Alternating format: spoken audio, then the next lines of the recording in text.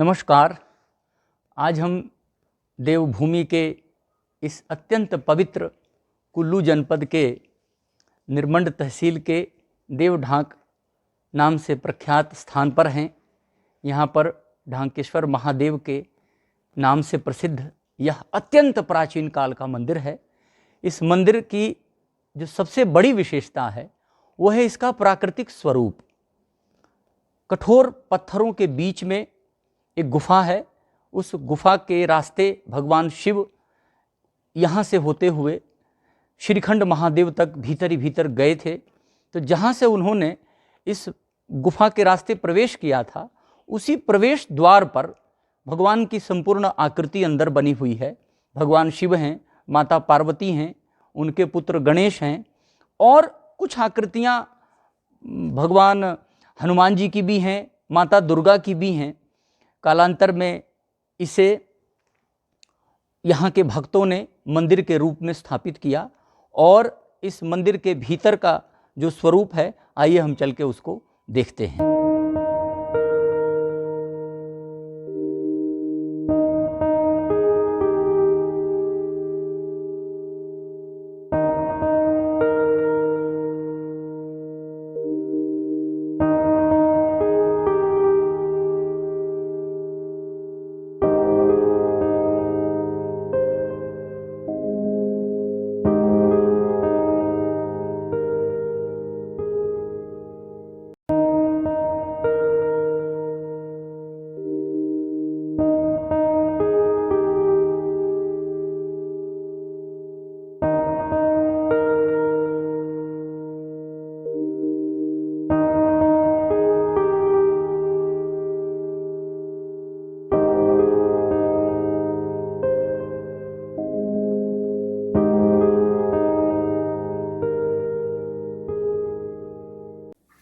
ढांकेश्वर महादेव के परिसर में हम इस समय उपस्थित हैं और यहाँ पुरोहित जी बैठे हैं। तो मैं सबसे पहले इनको प्रणाम करता हूँ।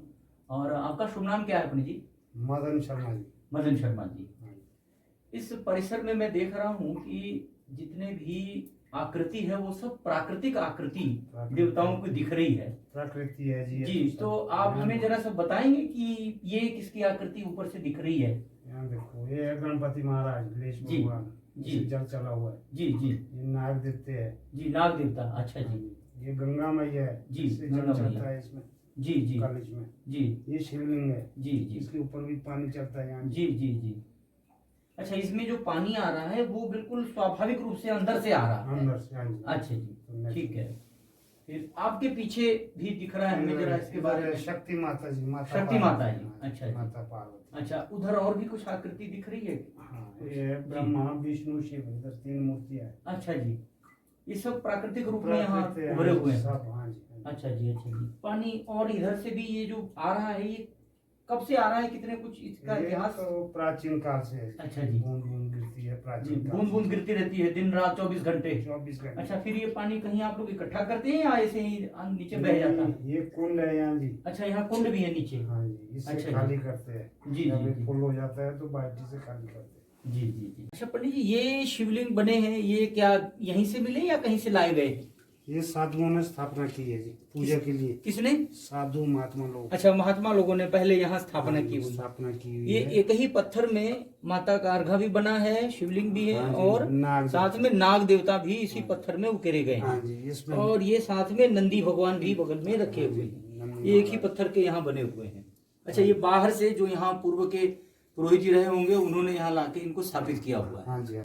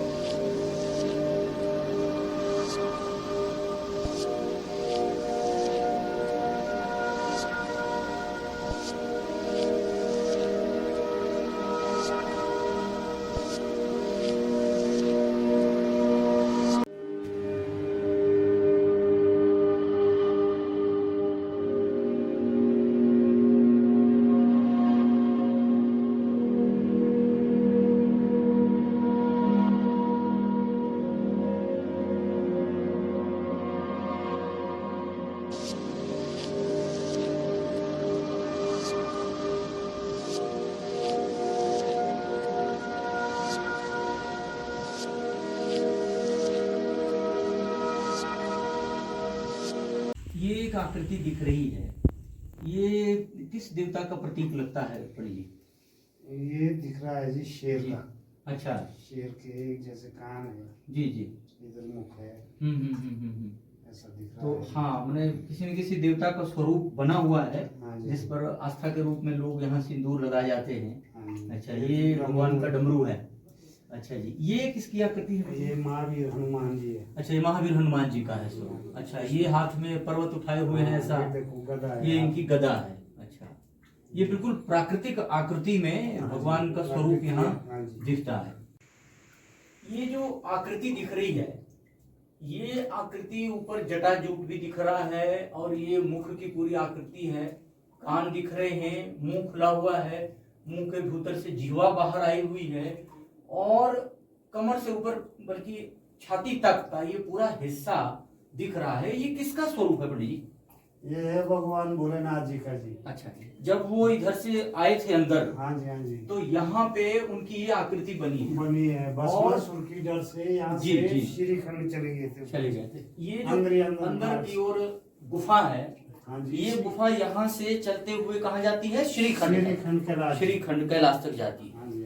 अच्छा जी, तो ये आप देख सकते हैं कि बिल्कुल इसमें भी देखो पानी निकलता है, जी, जहाँ ऊपर हाँ। जाता है वहां से निकल रहा है ऊपर। जी जी जी, ये टपक यहाँ से रहा है पानी यहाँ से, और ये पानी जो निकल रहा है वो बिल्कुल पत्थर के भीतर से निकल रहा है। इसका स्रोत बाहर कहीं भी दिखाई नहीं दे रहा है।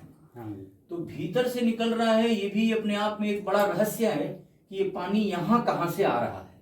और ये 12 महीने निकलता है, 12 महीने जी, दिन 24 घंटे चला रहता है। 24। हाँ, तो ये जो पानी इसमें से एक एक बूंद टपक रहा है, कई जगह से टपक रहा है, मैं देख रहा हूँ 1 2 3 4 5 जगह से टपक रहा है। तो ये पानी धीरे धीरे पानी ने अपना रास्ता बना दिया है। हाँ जी हाँ जी। अच्छा, ये आप लोग यहाँ बाल्टी में इकट्ठा करते हैं? बाल्टी में इकट्ठा करते अच्छा, हैं। ये पानी बहुत शुद्ध दिख रहा है, ये बिल्कुल बहुत पवित्र। शुद्ध है जी। इसको अच्छा। लोग गंगा जल के लिए भी ले जाते हैं। अच्छा, और इसको पीते भी होंगे लोग? पीते भी होंगे। अच्छा, फिर इस पानी का और क्या आप लोग इस्तेमाल करते हैं? बस इधर ही देवते को नहाते हैं। अच्छा, इसी पानी से देवता को नहलाते भी? हाँ जी हाँ जी। नीचे जो शिवलिंग बना है उसका आप लोग इसी से? हाँ जी, पूजा पाठ में यही लगता है। बिल्कुल। हमने देखा कि इस परिसर में जितने भी देवताओं की आकृति है वो सब प्राकृतिक है। एक भी देवता का स्वरूप बाद में नहीं बनाया गया है। अब यह घटना पुराण काल की है, जब भस्मासुर ने भगवान शिव को दौड़ाया था कि नहीं, पहले अपनी विद्या का प्रयोग उनके ऊपर ही करेगा।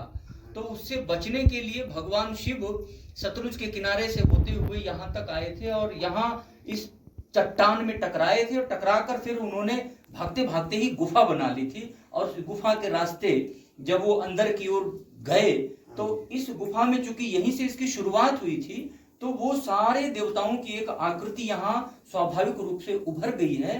उसको ही यहाँ मंदिर के रूप में स्थापित कर दिया गया। अब इस मंदिर, इस गुफा रूप मंदिर का निर्माण तो उस काल में हुआ जिस काल का इतिहास बताना बहुत कठिन है। फिर भी हम उस काल की परंपरा को आज तक लेकर चल रहे हैं। हिमालय की इस गुफा में बिल्कुल एकांत में, जहां आना जाना अब कठिन नहीं है, लेकिन किसी दौर में बहुत कठिन रहा होगा, फिर भी दर्शक सालों साल यहाँ चले रहते हैं। तो यहाँ जब भी कभी इधर आना हो तो इस मंदिर में जरूर आएं, और इस प्राकृतिक वातावरण के में निर्मित इस मंदिर में अपने आस्था जरूर चढ़ाएं, और इसके दर्शन का जो पुण्य है उसको अवश्य प्राप्त करें।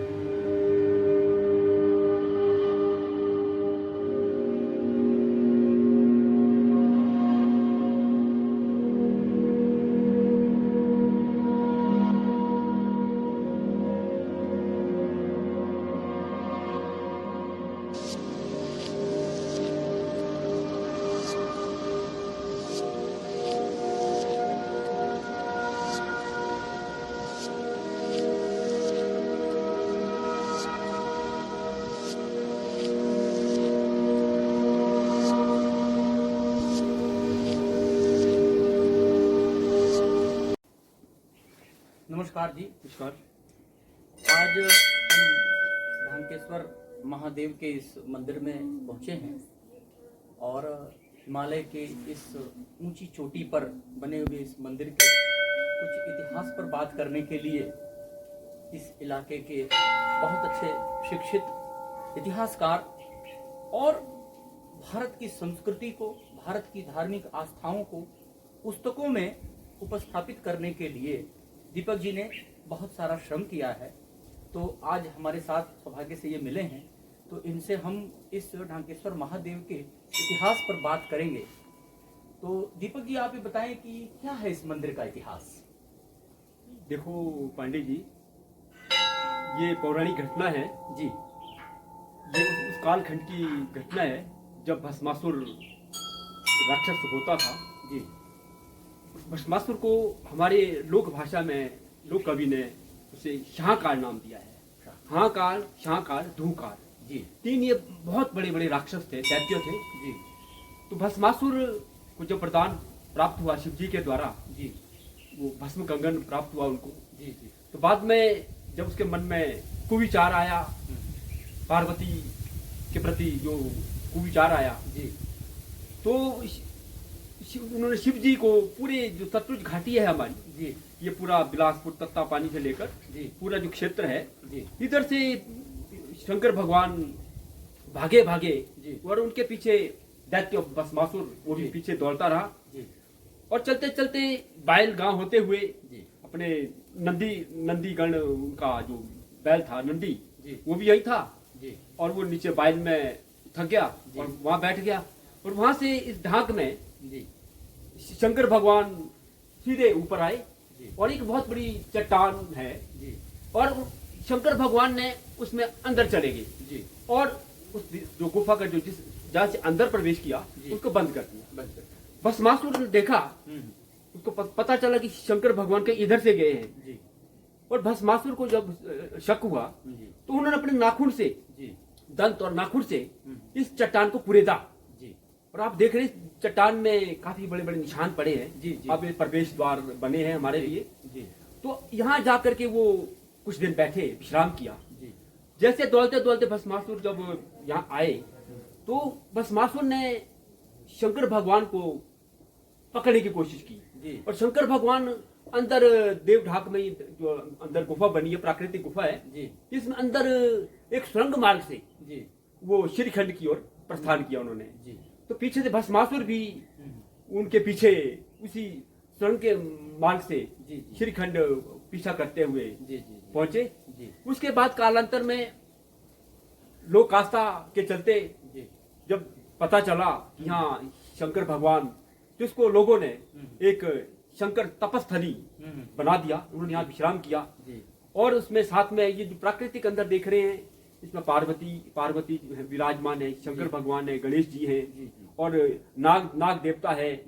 तो इस प्रकार से फिर कालांतर में लोगों ने इस गुफा को थोड़ा उसको बनाया, थोड़ा कुछ और कुछ बड़ा किया और साथ में जो काफी बड़ा परिसर आप देख रहे हैं, जी। जी। लाखों रुपए का जो आगे जो प्रोजेक्ट आगे बना है, कालांतर में फिर इस प्रकार से ये इसका विस्तार हुआ।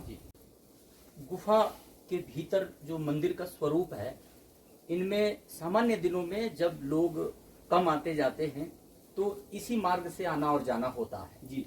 और कहते हैं कि वैसे तो बहुत ही संकरा सा रास्ता बना हुआ है जिसमें बहुत मोटा आदमी नहीं जा सकता है, लेकिन प्रत्यक्षदर्शियों का यह कहना कि नहीं जी, चाहे कितना भी मोटा कोई आ जाए, इसमें से अंदर चला जाता है और वापस बाहर भी आता है। इसी प्रकार एक नीचे जो दूसरा द्वार है, वह द्वार बहुत संकरा है और उसमें से लेट कर ही अंदर जाते हैं और वह तब खुलता है जब कभी भीड़ का मौसम आता है, जैसे शिवरात्रि का मेला हुआ या ऐसा कोई पर्व जो भगवान शिव से संबंधित होता है, तब वो मार्ग खोला जाता है, फिर उधर से प्रवेश करते हैं और इधर से बाहर निकलते हैं। ढांकेश्वर महादेव मंदिर के ठीक नीचे करीब 100 मीटर की गहराई में ये जो पीपल का पेड़ आपको दिख रहा है, इस वृक्ष के नीचे नंदी भगवान का एक विशाल प्रतिमूर्ति वहां स्थापित है।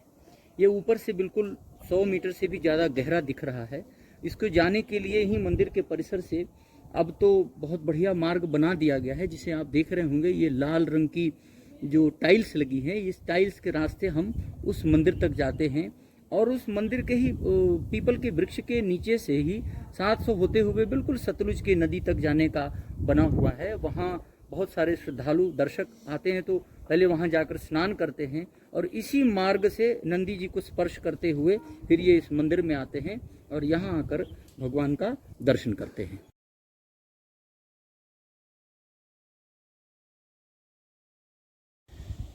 ये नीचे बिल्कुल मंदिर के नीचे का हिस्सा जो यहाँ से 100 मीटर 150 मीटर नीचे की ओर दिखाई पड़ रहा है, बिल्कुल नगर जैसा बचा हुआ है। तो ये कौन सा गांव है दीपक जी?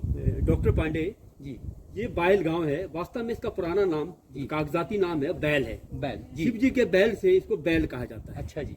और इसके जो आगे आप देख रहे हैं समतल क्षेत्र है, जी जी, ये क्यार है। जी जी, ये यहाँ के जो बैल के लोगों उनके क्यार हैं ये। जी जी, ये जो पूरा क्षेत्र है आप देख रहे हैं, सतलुज के तट पर आगे पुल दिख रहा है। जी जी, यहाँ कांदड़ी बील बोलते हैं जी, यहाँ एक क्षेत्र पांडवों का है। अच्छा जी, यहाँ पर पांडव जब आए थे अज्ञातवास में, जी, तो इधर ही होकर के वो सतलुज पार करके इधर से आए थे। अच्छा जी, तो यहाँ एक जगह है जी, जहाँ आज पुल है जी, वहाँ तब पहले वो होता था, दूसरा झूला होता था पार करने के लिए। जी, उस झूले को आर पार करने का काम, जी, पौराणिक कालखंड की बात है, जी, टुंडी नामक का राक्षस जी, उसको लोगों को आर पार करता था। अच्छा, और आर पार करने के बदले में वो जी, एक व्यक्ति की बलि लेता था। अच्छा तो जब पांडव यहाँ आए जी, तो पांडवों में जब 5 कुंती भी साथ थी, 5 पांडव थे। जी जी, तो जब एक व्यक्ति की बलि लेने की बात आई जी, तो भीम ने कहा जी, कि आज की बलि मेरी ले लो। अच्छा, तो फिर भीम आगे आगे चले, जी, 5 लोग आगे निकल गए। जी, अंत में जब भीम की बारी आती है जी,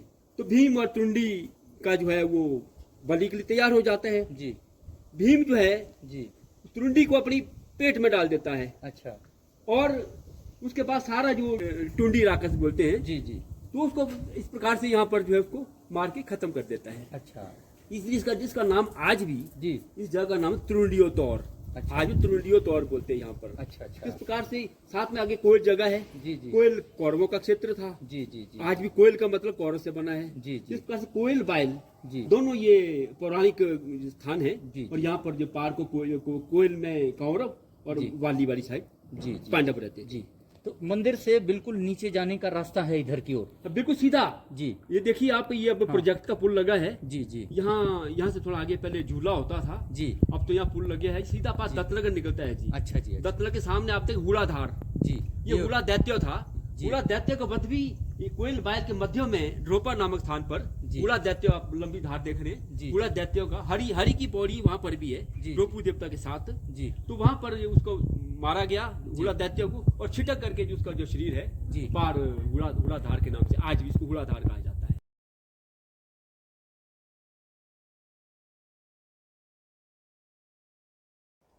मंदिर के इतिहास पर अगर हम जाएं तो भस्मासुर पौराणिक काल का एक बहुत ही विख्यात राक्षस है जिसने अपने तपोबल से भगवान शिव को प्रसन्न किया था। और भगवान शिव जब उससे प्रसन्न हुए तो उसने उनसे एक ऐसी शक्ति मांगी जिससे कि जिसके सिर पर वो हाथ रखे तो वो व्यक्ति जल के भस्म हो जाए। इसी शक्ति के कारण उस राक्षस का नाम भस्मासुर राक्षस पड़ा था। जब वो शक्ति उसे प्राप्त हुई तो उसने सोचा कि जिस भगवान ने मुझे ये शक्ति दी है कहीं ऐसा ना हो कि बाद में ये अपनी शक्ति वापस ले लें। तो इस बात के डर से उसने सोचा कि पहले क्यों नहीं मैं भगवान शिव को ही समाप्त कर दूं। यदि मैं इनको ही समाप्त कर दूंगा फिर यह शक्ति हमेशा के लिए मेरे पास रहेगी, उसे कोई समाप्त नहीं कर सकेगा। इस बात को सोचकर उसने जब यह विद्या प्राप्त की तो सबसे पहले उसने भगवान शिव के ऊपर ही उसको आरोपित करने के लिए उनका पीछा करना शुरू किया। अब कहते हैं कि भगवान शिव उससे पीछा छुड़ाने के लिए भागना शुरू किए और वो बहुत दूर तक दौड़ाते दौड़ाते सतलुज के किनारे से ले आया। और अब भगवान को लगा कि मैं इसे अपना पीछा नहीं छुड़ा पाऊंगा, तो इस भयंकर चट्टान में उन्होंने एक गुफा बनाई और यहाँ से ही वो प्रवेश करके अंदर की ओर गए।